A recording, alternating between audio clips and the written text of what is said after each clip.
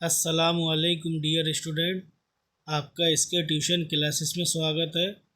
आज हम क्लास 12 का book keeping and accountancy paper solve करेंगे जो 28 फरवरी 2025 को हुआ है।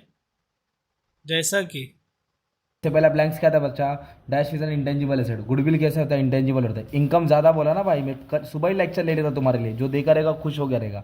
सरप्लस है। Decrease in value. वैल्यू क्या होता है? डिक्रीज होता है तो प्रॉफिट लॉस के डेबिट में आता है। और डिसोल्यूशन एक्सपेंस रियलाइजेशन के डेबिट होता है, कैश बैंक के क्रेडिट होता है। कैश बैंक के क्रेडिट होता है। Notary public government officer. कौन सा ऑफिसर? वो गवर्नमेंट ऑफिसर है। काय शुभम कसा काय? अभी क्या बोला है? Complete the following. इधर बच्चे लोग का मिस्टेक हो रहेगा। ट्रेडिंग अकाउंट क्या आ? शुभम बोल जल्दी, क्या आंसर है? ट्रेडिंग अकाउंट का डायरेक्ट एक्सपेंस क्या रहेगा? डायरेक्ट एक्सपेंस था भाई। ट्रेडिंग अकाउंट डायरेक्ट एक्सपेंस होता है। इनकम और एक्सपेंडिचर अकाउंट नॉमिनल अकाउंट होता है। कैसा अकाउंट होता है? नॉमिनल। डिसीज पार्टनर का जो भी रहता है वो लायबिलिटी में शो होता है। किधर होता है? लायबिलिटी में। इफ एसेट इज टेकन और बाय द पार्टनर तो डैश अकाउंट इज डेबिटेड। नहीं, पार्टनर्स कैपिटल अकाउंट डेबिट होता है। और फिक्स डिपॉजिट को करंट एसेट के ग्रुप में डालना पड़ेगा, या तो इन्वेस्टमेंट। मेरे ख्याल से करंट एसेट है। ऑड मैन आउट एकदम नकली था भाई।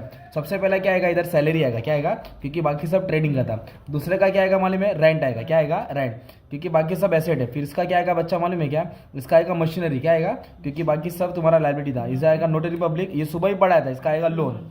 अब ये agree disagree. Partnership is a trading, ये एग्री है। Not for profit income do not, yes ये भी एग्री, क्योंकि वो सर्विस मोटी होता है। क्या होता है? सर्विस। रिटायरिंग पार्टनर को आउटगोइंग पार्टनर बोलते हैं, यस ये एग्री है, एग्री है। इधर ये डिसएग्री है और ये भी क्या है? डिसएग्री।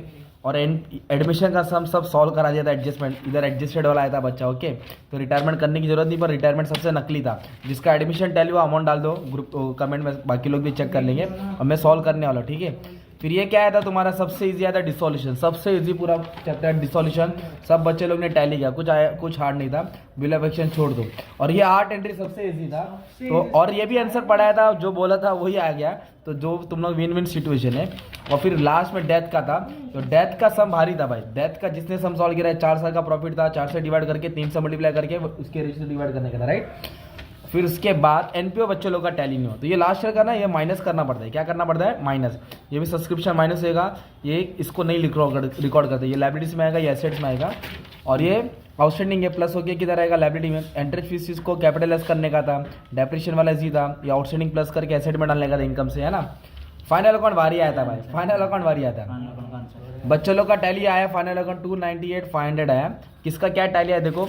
एडजस्टमेंट हार्ड नहीं था इसमें, तुमको ना ट्रेडिंग अकाउंट और बैलेंस शीट बनाने का था। ट्रेडिंग अकाउंट और बैलेंस शीट अभी सब, हाँ प्रॉफिट एंड लॉस और बैलेंस शीट है। ट्रेडिंग तो ग्रॉस प्रॉफिट दिया था, बस इतना ही बोलने का था। पेपर नकली था। जो 80 में से 80 लाया वो इज द रियल बादशाह। ओके, बाकी सब इको को अपलोड कर दिया, टेंशन नहीं लेना। थैंक मैं उम्मीद करता हूँ हमारा ये वीडियो आपको पसंद आया होगा। आप इस चैनल को लाइक करो, सब्सक्राइब करो। खुदा हाफिज़।